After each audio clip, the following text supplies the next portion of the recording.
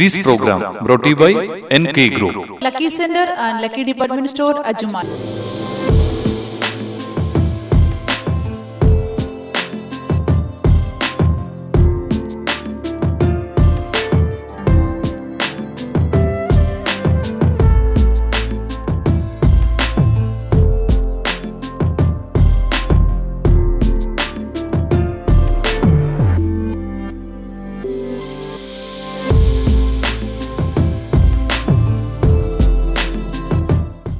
വലിയൊരു സന്തോഷം. നമ്മളിൽ ഭൂരിഭാഗം പേരും പ്രമോദിനെയും മക്കളെയും ആദ്യമായിട്ട് കാണുകയാണ് എന്നുള്ളതാണ്.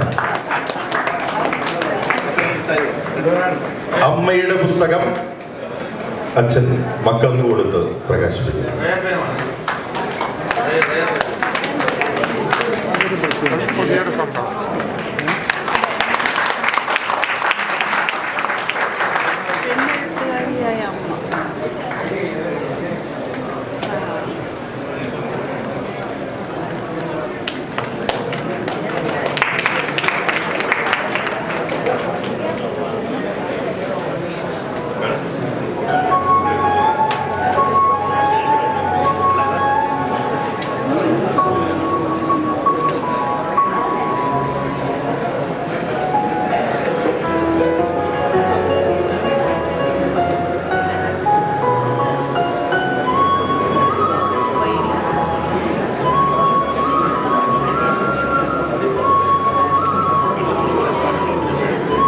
കർക്കിടക മഴ തിമിർത്ത് പെയ്യുന്ന ദിനങ്ങളിലാണ്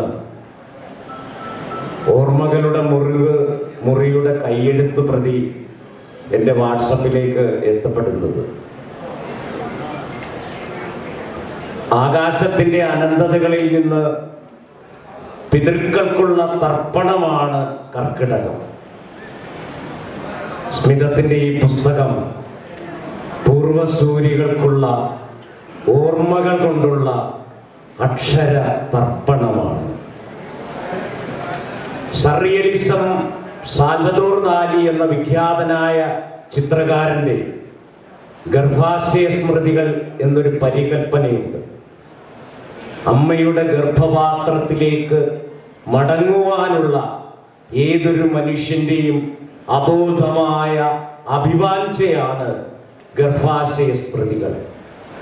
ഓർമ്മകളിലൂടെ അമ്മയുടെ മടിത്തട്ടിലേക്ക് മടങ്ങി വരുവാനുള്ള സ്മിതത്തിൻ്റെ അക്ഷര തീർത്ഥാടനമെന്ന് ഈ പുസ്തകത്തിന് അടിവരയിടാം.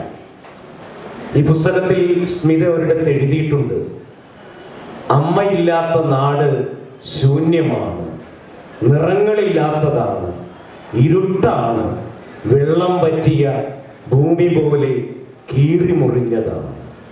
മറ്റൊരിടത്ത് സ്മിത എഴുതിയിട്ടുണ്ട്, അമ്മ മണത്തിനപ്പുറം ഹൃദയകാരിയായി മറ്റൊരു മണവും ഈ ഭൂമിയിലില്ല.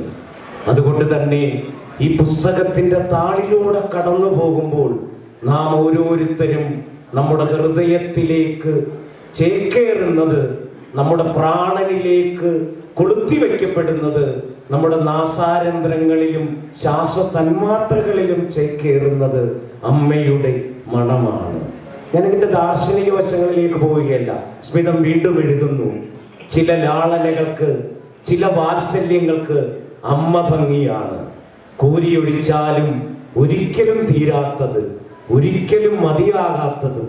സ്മിതത്തിൻ്റെ ആത്മസ്പർശമുള്ള മാളുവിന് മാത്രം അനുഭവിക്കാൻ പറ്റുന്ന, ഒരിക്കലും മനസ്സിൽ നിന്ന് ഇറങ്ങിപ്പോകാത്ത ഒരു മണമുണ്ട് ഈ വീടിന്. ശരീരവും മനസ്സും കുളിർക്കുന്ന ആ മണത്തോളം വലുതായി ഈ ഭൂമിയിൽ ഒന്നുമില്ല എന്നാണ് കുറിച്ചു വച്ചിരിക്കുന്നത്. ഓർമ്മകൾ കാലത്തിലേക്ക് തിരിഞ്ഞൊഴുകുന്ന പുഴകളാണ്. നിളയോളം ആർദ്രമായ സംഗീതം പൊഴിക്കുന്ന ഒരു ഭാഷ കൊണ്ടാണ് സ്മിത ഈ പുസ്തകം എഴുതിയിരിക്കുന്നത്. അതുകൊണ്ട് തന്നെ നിളയോളം, തൂതപ്പുഴയോളം ആർദ്രമുള്ള ഒരു ഭാഷ. അവിടെ കലാലയ കാലത്ത് ഹൃദയസഖാവുമായുള്ള വളരെ അപൂർവമായ ഒരു അനുരാഗത്തിൻ്റെ ചിന്തുകൾ ഈ പുസ്തകത്തിലുണ്ട്. ആ വരികൾ വായിച്ചപ്പോൾ വചനം സിനിമയിൽ എഴുതപ്പെട്ട ONV എഴുതിയ വരികൾ നീൾമിഴിപ്പീലിയിൽ നീർമണി തുളുമ്പി എന്നുള്ള പാട്ടിലെ അജ്ഞാതനാം സഹയാത്രികൻ ഞാൻ നിന്റെ ഉൾപ്പൂവിൻ തുടിപ്പുകൾ അറിയുന്നു എന്ന വരികൾ ഓർമ്മ വരുന്നു. മറ്റൊന്ന്, എം ടിയുടെ സാഹിത്യ ലോകത്ത് എം ടിയുടെ വള്ളുവനാടിന്റെ ഗ്രാമചാരുത സാരസ്വതങ്ങളിൽ ആവാഹിച്ച എം ടിയുടെ ഹൃദയാക്ഷരങ്ങളിൽ ദൃശ്യങ്ങൾ വള്ളുവനാടിന്റെ ഗ്രാമഭംഗി എങ്ങനെ പൂത്തുലയുന്നുവോ. ഞാൻ എം ടിയെയും സ്മിതത്തെയും തമ്മിൽ താരതമ്യപ്പെടുത്തുകയല്ല, പക്ഷേ എം ടിയുടെ ഒരു കൃതി വായിക്കുമ്പോൾ എം ടിയുടെ ഭ്രാന്തൻ വേലായുധനെ പോലെ ഒരു കഥാപാത്രം, അങ്ങനെ നാട്ടിട വഴിയിൽ കണ്ടെത്തുന്ന ഒരുപാട് കഥാപാത്രങ്ങൾ, ഗ്രാമചിത്രങ്ങൾ ഈ പുസ്തകത്തിലുണ്ട്. അതോടൊപ്പം തന്നെ ശക്തമായ, ഇത്രയും സരളമായ ഭാഷയ്ക്കിടയിലും ദാർശനികമായ ശൃംഗങ്ങൾ. ഒരു ഉദാഹരണം മാത്രം പറയാം. കണ്ണാടി ഇടയ്ക്കൊരിക്കൽ ഈ ഒരു സ്ത്രീയോട്, പെൺപക്ഷത്തോട് പറയുന്നതാണ്, ഇടയ്ക്കെങ്കിലും അടുത്തു നിന്ന് കണ്ണാടി നോക്കണം. ഇന്നിൻ്റെ അവളെ കാണാൻ എളുപ്പമാണ്, ഇന്നലകളിലെ അവളെ നഷ്ടപ്പെടുത്തരുത്, നാളകളിൽ അവളെ നിറയ്ക്കാൻ കഴിയണം എന്നാണ്. പ്രിയപ്പെട്ടവരെ, ഞാൻ അവസാനിപ്പിക്കുകയാണ്.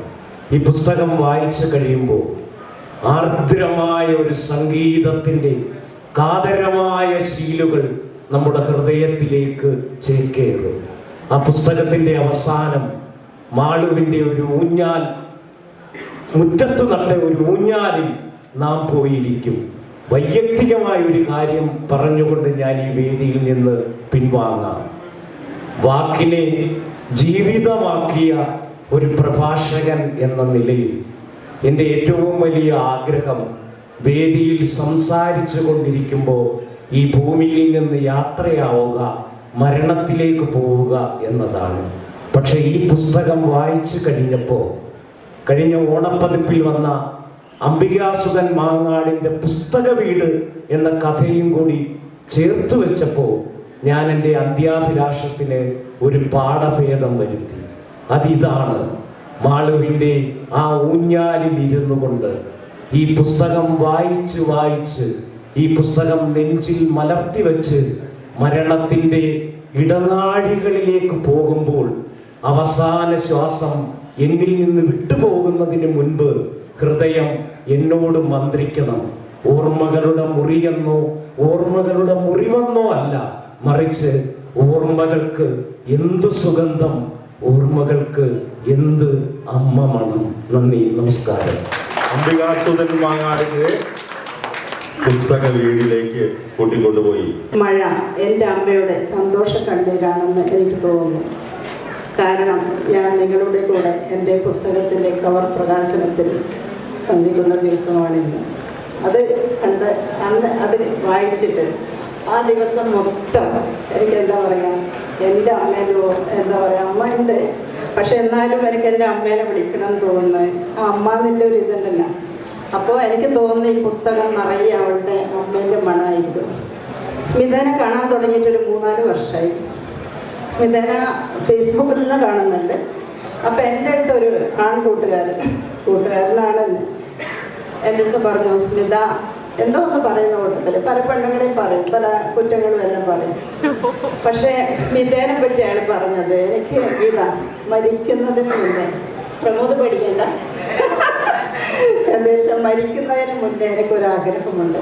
ഞാൻ ചോദിച്ചാൽ എന്താണ്? അസ്മിത പ്രമോദ് അവളുടെ കൈ പിടിച്ച് കടൽ തീരത്തുകൂടെ ഒന്ന് നടക്കണം. ഇല്ല. അപ്പൊ അവൻ എപ്പോഴും ഭാര്യനെ പറ്റി സംസാരിക്കുന്നത് എനിക്കറിയാം, ഭാര്യനെ അയാൾ സ്നേഹിക്കുന്നത്. ഞാൻ പറഞ്ഞത് എനിക്ക് പ്രണയം തുടങ്ങിയോ സ്മിതയോട്? ഒന്നുമല്ല, ഗീത ഒരുപാട് പരിചയപ്പെട്ട അറിയാം സ്മിത ആരാണ്. അതായത് അവളുടെ മനസ്സ്, അങ്ങനെ ഒരു പെണ്ണ്, അത്ര നല്ല മനസ്സുള്ള ഒരു പെണ്ണിൻ്റെ കൈ പിടിച്ച് കുറേ നേരം എനിക്ക് സംസാരിക്കണം. അതിന് പ്രണയം എന്ന വാക്ക് പറയാൻ പറ്റുന്നില്ല എന്ന് പറഞ്ഞു. പിന്നെ എനിക്ക് സ്മിതയായിട്ട്, അതായത് ആൺപെണ്ണ് വ്യത്യാസമില്ലാണ്ട് സ്മിത അത്രയ്ക്കും എന്താ പറയുക എല്ലാവരും എടുക്കും. അതായിരിക്കും അവളെ ഇത്ര ഇഷ്ടം. പിന്നെ മാത്രമല്ല, അപ്പോൾ പിന്നെ ഒരു കാര്യം കൂടെ പറയാനുണ്ട്. ഞാനടക്കമുള്ള പെണ്ണിനെ പറ്റി, പെണ്ണുങ്ങളെ ഞാൻ എന്നെയും ചേർക്കാൻ 2 അഭിപ്രായം ഉണ്ടാവും. പക്ഷേ സ്മിതേനെ പറ്റി എനിക്ക് തോന്നില്ല രണ്ടഭിപ്രായം ഉണ്ടായി. ഇതുപോലെ കണ്ടിന്യൂ ചെയ്യുക, ഇനി എഴുതുക.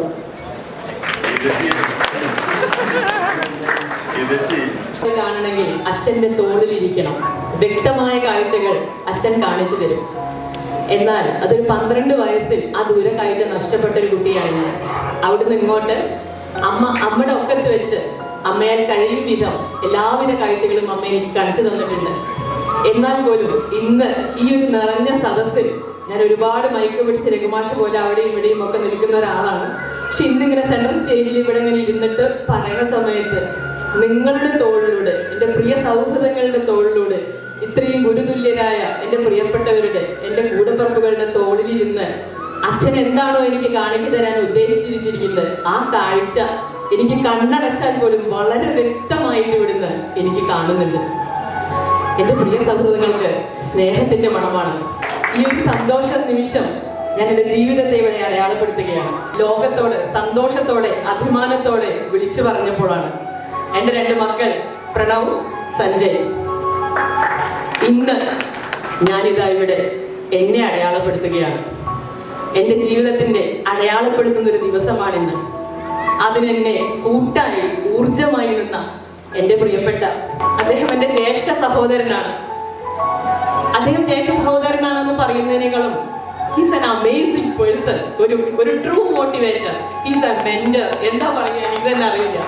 അദ്ദേഹം ആദ്യം മുതൽ അവസാനം വരെ എൻ്റെ കൂടെ ഇന്നും ഇനി മുന്നോട്ടും അങ്ങനെ തന്നെ ആയിരിക്കും. ഹരിതമാണ് ഓർമ്മകളുടെ മുറിവിൻ്റെ പബ്ലിഷർ. പിന്നെ എൻ്റെ കൂടെ, എൻ്റെ കഥകളുടെ കൂടെ, എൻ്റെ മണ്ടത്തരങ്ങളുടെ കൂടെ ഏത് നേരവും എനിക്ക് ഓടിപ്പോയി ഒരു ചാറ്റ് ബോക്സിൽ പോയി രമേശ് ഈ ഒരു സാധനം ശരിയാണോ എന്ന് ചോദിച്ചാൽ ഈ ഒരു പുസ്തകത്തിൻ്റെ കൂടെ മാത്രമല്ല ഏത് സമയത്തും ഏത് കാര്യവും അതിന്ന് എന്താ പറയുക, രാഷ്ട്രീയമാവട്ടെ അല്ലെങ്കിൽ ദാർശനിക കാര്യങ്ങളാവട്ടെ, ഏത് മേഖലകളിലും അല്ലേട്ട എന്ന് വിളിച്ചു കഴിഞ്ഞാൽ അപ്പുറത്ത് യെസ് മിതം എന്ന് പറയുന്ന ഒരു റിപ്ലൈ വിത്തിൻ നോ സെക്കൻഡ്സ് വരുന്ന എൻ്റെ പ്രിയപ്പെട്ട സൗഹൃദം അനിൽ മൈനാഗപ്പള്ളി. നിങ്ങൾക്ക് എൻ്റെ പുസ്തകത്തിൽ അച്ഛൻ്റെയും അമ്മയുടെയും ഫോട്ടോ എൻ്റെ പ്രിയപ്പെട്ട സൗഹൃദം ഷാഫി വരച്ചു തന്നിട്ടുണ്ട്. ഞാൻ പറഞ്ഞു കൊടുത്ത എൻ്റെ അച്ഛനെയും അമ്മയും അവൻ അതേപോലെ എൻ്റെ കുഞ്ഞച്ഛനായ ഷാഫി ഇവിടെ ഫ്രണ്ട്സ് ഇരിക്കുന്നുണ്ട്, ഷാഫി വരച്ചു തന്നിട്ടുണ്ട്. ആ അച്ഛൻ്റെ എവിടെയൊക്കെയോ ഞാൻ കണ്ണിൽ പൂട്ടിവെച്ച ആ ഓർമ്മകൾ, ആ മുഖം എൻ്റെ മാഷിലുണ്ട്.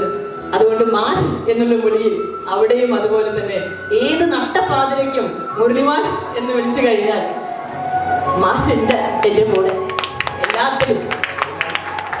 അനിയത്തിയാണെന്ന് ശിവേട്ടൻ പറഞ്ഞു. ഇതിലും വലുത് നമുക്ക് എന്താ വേണ്ടത്? എൻ്റെ ശിവേട്ടൻ എപ്പോഴും എൻ്റെ കൂടെ ഉണ്ടാവും. ഏതൊരു കാര്യത്തിന് എന്നും ഹായ് ബൈ പറഞ്ഞ് സംസാരിക്കുന്ന ആൾക്കാരൊന്നും അല്ല ഞങ്ങൾ. പക്ഷെ ഒരു ആവശ്യം വന്നാൽ ശിവേട്ട എന്ന് വിളിച്ചാൽ അദ്ദേഹം ഉണ്ട് കൂടെ. പിന്നെ ഇവിടുന്ന് ഒരു തിരക്ക് കാരണം ഇറങ്ങിപ്പോയ ഹാറൂൺജി, അദ്ദേഹം യുവതയുടെ CEO ആണ്. യുവതയുടെ ഏതൊരു കാര്യത്തിലും ഇവിടെ യുവതയുടെ ആൾക്കാരുണ്ടാവും. യുവതയുടെ ഏതൊരു കാര്യത്തിലും ഒരുപാട് തട്ടമിട്ട സുന്ദരികൾക്കൊപ്പം എൻ്റെ മുജീൻജി അവിടെ ഇരിക്കുന്നുണ്ട്. തട്ടമിട്ട സുന്ദരികൾക്കൊപ്പം ഈ ഒരു പൊട്ട് തൊട്ട ഞാനും ഉണ്ടാവും. അത് അദ്ദേഹം തരുന്ന ഒരു വലിയ മനസ്സാണ്, ഞങ്ങളുടെ സൗഹൃദമാണ്. ഹാറൂൺ കക്കാട് ഈ ചേച്ചി നമ്മളുടെ എല്ലാവരുടെയും, എൻ്റെ ഗീ ചേച്ചി എന്ന് എല്ലാവരും പറയാ, നിങ്ങൾ നോക്കിയിട്ടുണ്ടോ എന്ന് എനിക്കറിയില്ല. ഗീ ചേച്ചി നമുക്കെല്ലാം സ്വന്തമാണ്. എൻ്റെ ഗീ ചേച്ചി എന്നാ പറയാ. ഞാനും അങ്ങനെ നിങ്ങളോട് ഉറക്കെ വിളിച്ചു പറയാൻ ഉദ്ദേശിക്കുന്നത് എൻ്റെ ഗീത ചേച്ചി തന്നെയാണ്. സ്മിതം വടിയെടുക്കാതെ നിവൃത്തിയില്ല. ഒരുപാട് സന്തോഷമുണ്ട് ഈ ഒരു സൗഹൃദത്തിന്റെ കൂടെ കൂടിയതിൽ. നിങ്ങൾ എല്ലാവരുമാണ് ഞാൻ. അതുകൊണ്ട് സന്തോഷം, സ്നേഹ അഭിവാദ്യങ്ങളോട് ഈ ഓർമ്മകളുടെ മുറിവ് നിങ്ങളിലേക്ക് എത്തട്ടെ. നന്ദി, നമസ്കാരം.